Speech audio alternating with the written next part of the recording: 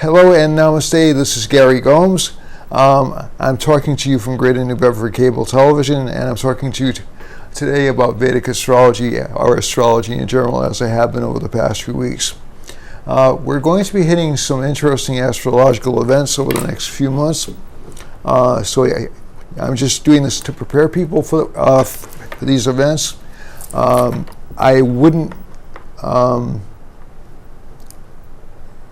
They're fairly major planetary events. So essentially, the first critical one is there is a forthcoming eclipse, a full solar eclipse on July 2nd. Now, I would encourage people not to get too concerned about this particular eclipse because it's not really hitting any major points in the United States.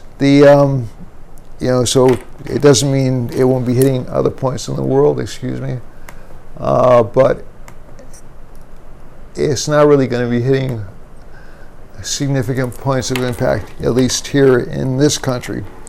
The points, eclipses are kind of an unusual phenomenon, not unusual, actually they're pretty frequent, but they're unusual in that they're regarded as major event-changing activities. So essentially, the way eclipses work, for those of you who've never covered it, is essentially, and this is a solar eclipse, so essentially what happens is the moon passes in front of the sun and blocks our view of the sun.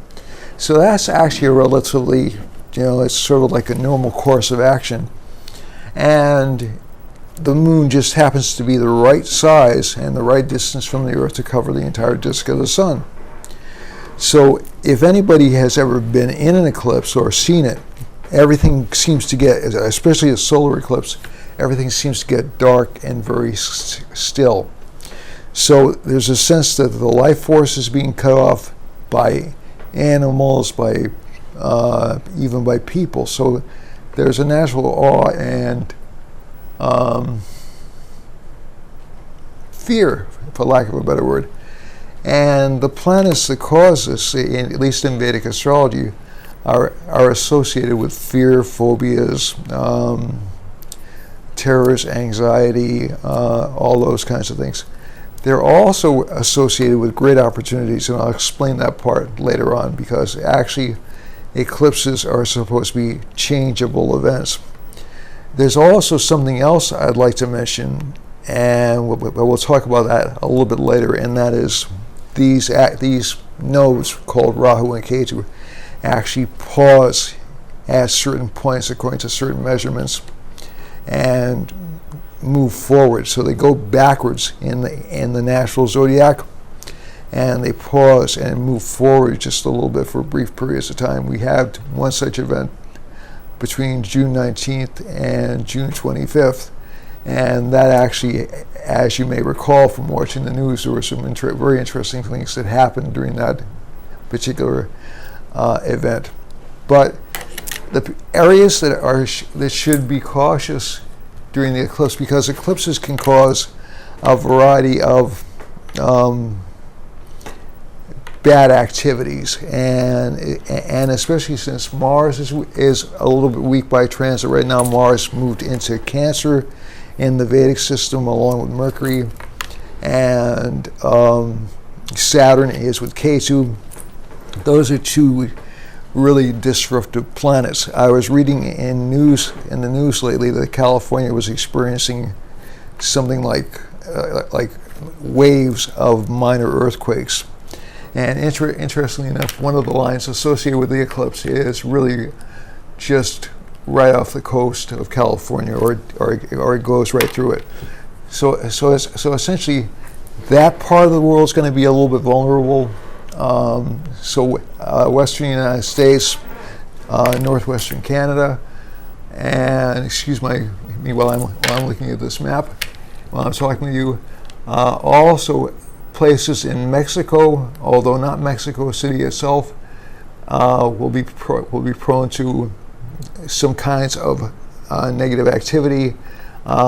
It could be something like an earthquake, but it's more likely something connected with mudslides or or something of that nature, because Mars is in Cancer.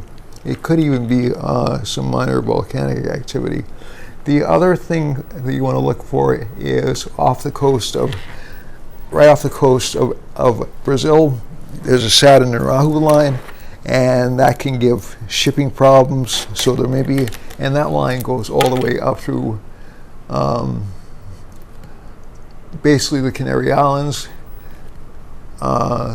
Portugal, and northwest Spain, and through England, and through Scandinavia, and all the way into throughout northern Russia. Russia will still be having problems with demonstrations over the next month or so, and also all the way into down by Australia and Guinea and New Guinea and some points in Japan. So those parts of the world are particularly vulnerable right now. Also, you'll probably see some activity because this particular eclipse is not unique, but it's unusual in that Venus is involved in the eclipse. So essentially, Venus is connected with learning, actually. It's not just connected with marriage and relationships and beauty and things like that, or the film industry. But you will see some scandals come up in the film industry. You will see major disputes and major disruptions there in the entertainment industry. That'll be throughout the world. You'll also see a lot of relationship problems in the month of July, because essentially what happens is Rahu is the planet which is involved in this particular eclipse. It's a Sun, Moon, and Rahu conjunction. So Sun stands for governments, Moon stands for public. You'll see some governments start to, especially that have been in real trouble, especially in countries that have Gemini lagnas, like or Gemini rising signs, like Iran, Iraq. Both those countries have Gemini rising signs, and even Turkey, and to a lesser extent the United States. The United States has a Sagittarius rising sign. So you'll see, you won't see conflicts. I mean, I think if you would have seen any potential for conflict, that would have already mapped its way out. That would have already happened because of the stationary direct movement of Rahu and Ketu between the 19th of June and the 25th of June. That would have already shown itself. But you will see continuing tensions. You will see tensions. A lot of people, especially if the marriages are on shaky ground, or if there are other people involved in the relationship, you'll see a lot of unhappiness in relationships. I'd encourage anybody, especially over the next month, if they're contemplating divorcing or contemplating leaving a relationship partner, to wait for at least a month. And the main reason I say that is because Rahu in particular makes us desire things we can't have. And the more we can't have them, the more we want them. So Rahu is envisioned in Indian astrology as being sort of this floating head that like looks at everything, wants to grab everything, but never feels satisfied because it's only senses and it has no body in which to contain things. So a lot of the things you think you want when Venus and Rahu are together, you find out later on it was probably not something you really wanted to have, or it was something that maybe you wanted to have, but then all of a sudden, like about a month later, you say to yourself, what was I thinking? Why did I want that person, or why did I want that thing, that item, or that luxury item, or why did I want that expensive car? And those are all things connected with Venus. That's why I'm using those. But I think one of the most important things to keep in mind is eclipses. So I mentioned the sensitive points.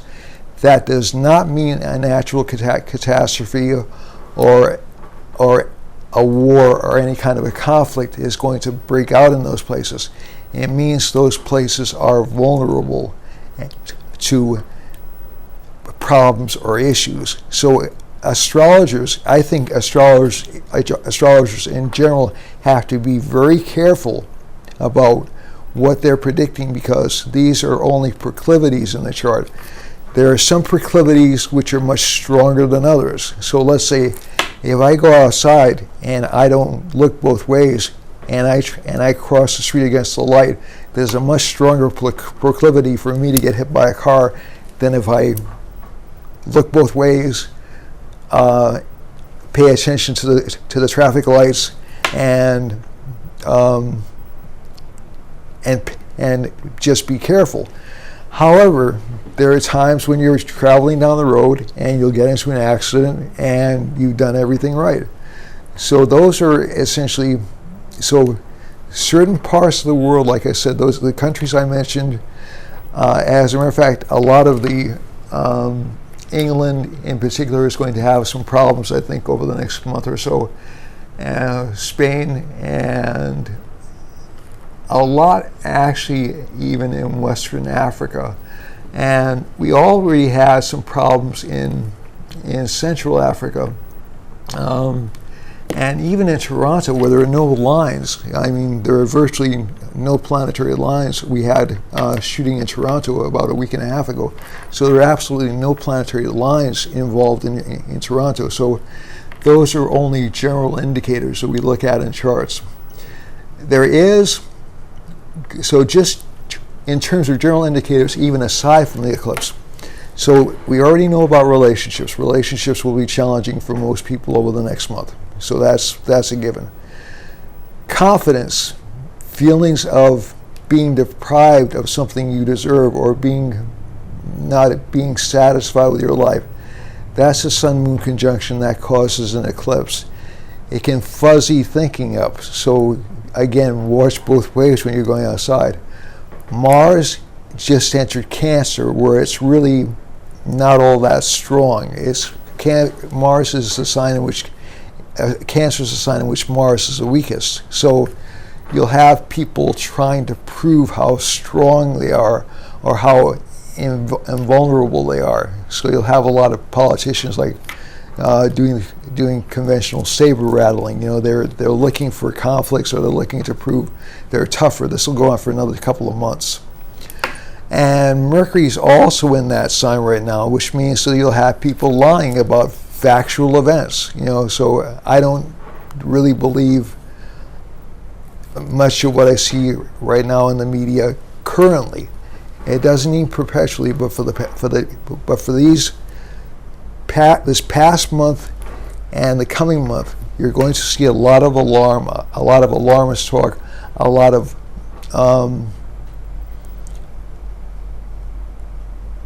falsification, not deliberate, but sort of like in order to promote a position. And that's been going on for years in media, so sometimes subtly, sometimes not so subtly. But it doesn't mean that people are dishonest reporters. It's just that we're reporting from our point of view, and we're looking for positions which will strengthen our point of view. I'm saying over this past month and into the next month, there'll be more of a tendency to lie outright. So that's something to be very careful about. There's a tendency to lie to people about relationships and about our feelings as well over the next month or so. As long as it doesn't do any harm to people, maybe you're doing it to save somebody's feelings or spare somebody's feelings, or some people might be doing it to gain an advantage, you're going to see a lot of that happening. The good thing that we're seeing is essentially within about, right now Jupiter and Venus are opposite each other. As I'm speaking right now, Jupiter and Venus are opposite each other. They were almost directly opposite each other this past weekend, which is why I think the president backed away from the bombing of Iraq. But also we had those stationary direct nodes. One of the last events that I looked at that has stationary direct nodes was the September 11th, 2001 bombing. Now, stationary direct nodes happen pretty frequently. And that particular set of combinations had a lot of negative planets involved, but it also has some positive planets involved, so like Jupiter and Venus. So when positive planets are quote-unquote poisoned by contacts with these more difficult planets, people are more inclined to carry out evil or horrible acts. When the benefics aren't involved, like let's say when Venus or Jupiter aren't involved with the lunar nodes Rahu and Ketu, there's less inclination to take a negative act. People will stop and think about the consequences a little bit. They'll take some time to think about it, and they'll back off. Venus moving into Gemini is difficult, so a lot of people will be looking to promote themselves. They'll be looking for kind of a me first kind of a perspective, especially in relationships.